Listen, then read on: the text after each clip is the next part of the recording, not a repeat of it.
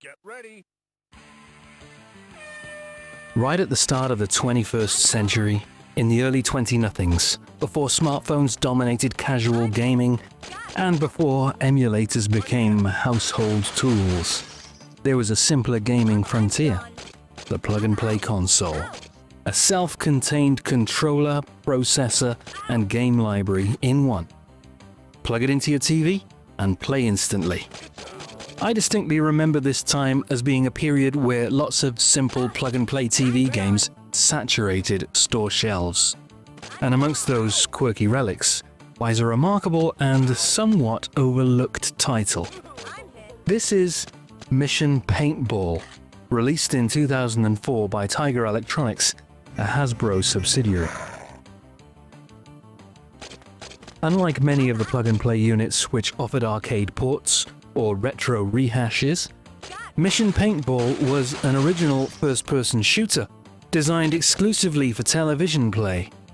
It was a full-fledged Lightgun experience, simulating the thrill of competitive paintball with surprising ambition. But its reliance on CRT technology and analog video signals meant the experience is almost unreplicable on modern TVs, and its debut was really at the end of the CRT era, so maybe it was a little late to market. But even so, it still proved worthy for Tiger and Hasbro to greenlight 2 follow-up systems soon after.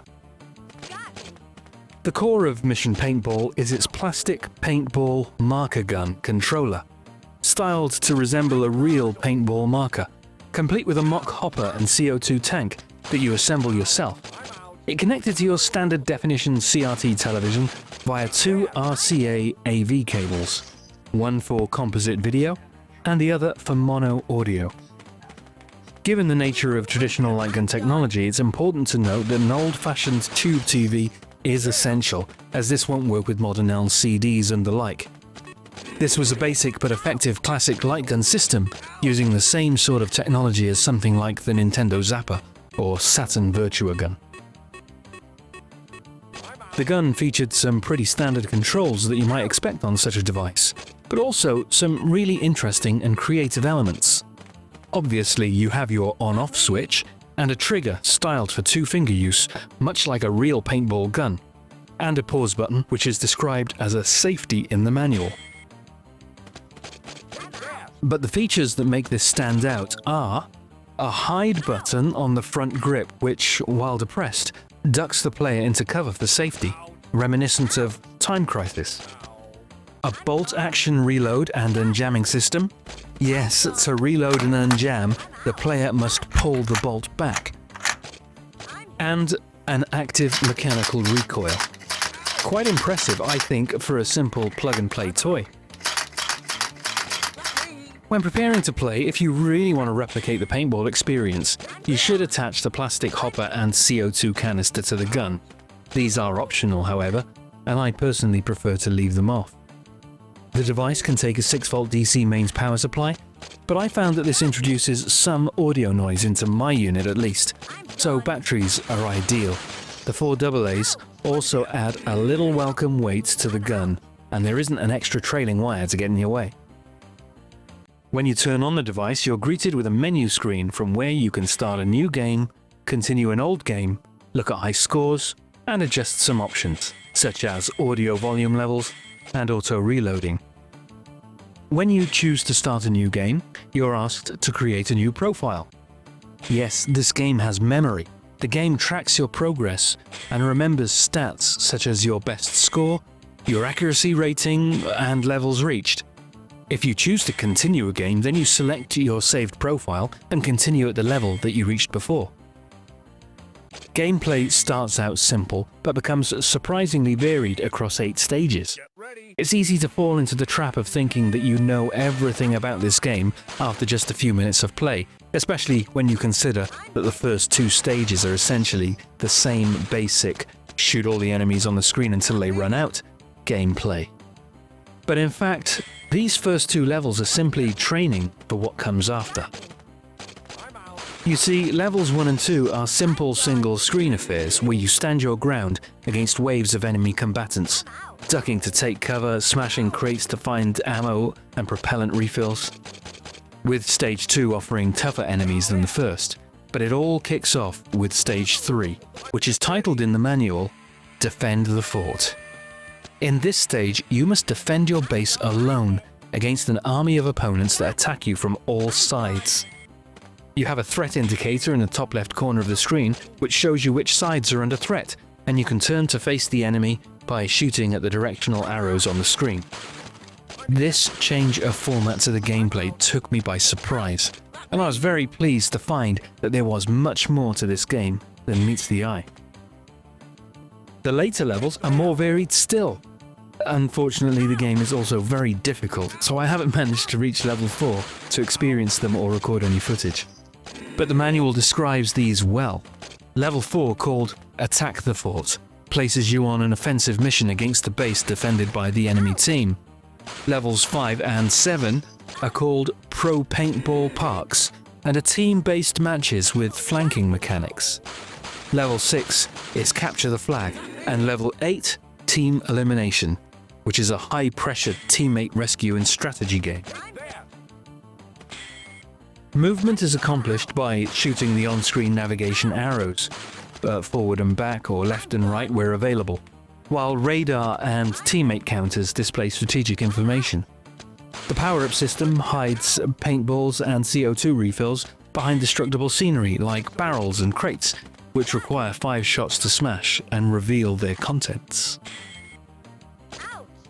Whenever you complete a stage, you unlock a weapon upgrade, which could be a larger capacity paintball hopper or CO2 canister for more longevity on the battlefield, or a different type of weapon with semi or fully automatic fire. These upgrades can be equipped or swapped out just before starting a level. All in all, I found this game to be a lot of fun, and the variety of gameplay keeps it fresh and gives me a reason to come back to unlock and experience those extra modes one day.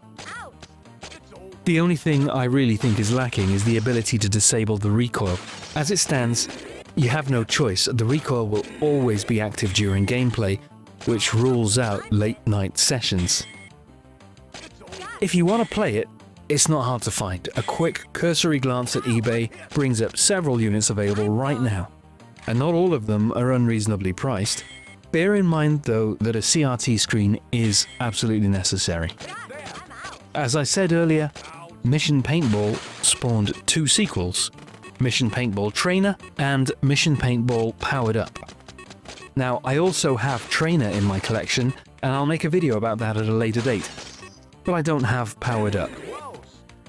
Despite its robust design and creative flair, Mission Paintball is unpreserved in digital form, as far as I know. A lot of these plug-and-play games have been dumped and found their way into the main ROM set, but this game has not yet. However, its 2006 sequel, Mission Paintball Powered Up, is in the main ROM set and is playable in MAME or MES. Powered Up is, as far as I can tell, functionally identical to this game. The gun controller, while slightly different in appearance, has all the same features and functionality of Mission Paintball. Having played a little bit of it, it seems to play in much the same way, although it is graphically different. However, I can't tell you if the level structures and game modes are the same, because the profile saving feature doesn't work in MAME, which means that you must persist at the game in just one sitting in order to reach the later levels. I would very much like to see Mission Paintball dumped and preserved and playable in MAME. Unfortunately, I don't know how to do that. So if you are a person with experience dumping ROMs from these kinds of systems, and especially if you're in the UK, ideally in East Anglia, please get in touch and we'll see what we can do. Mission Paintball is part of a strange, wonderful moment in gaming history, where toys crossed over into immersive media without needing consoles, subscriptions, or downloads. With a simple AV hookup and some imagination, players were thrown into a surprisingly strategic world of fort defense and team tactics. If you own one, keep it safe.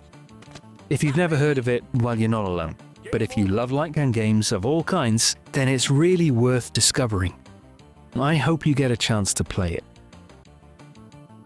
If you enjoyed this video, consider giving it a like and sharing it with other vintage gamers. Leave a comment whether you've played this game or not, even if you just have fond memories of plug-and-play titles of days gone by. Consider subscribing to the channel for more from me in the future, and if you're so inclined, you can support me on Ko-fi. And if you're someone who knows how to dump the ROMs from a unit like this, I'd love to hear from you. Thanks for watching.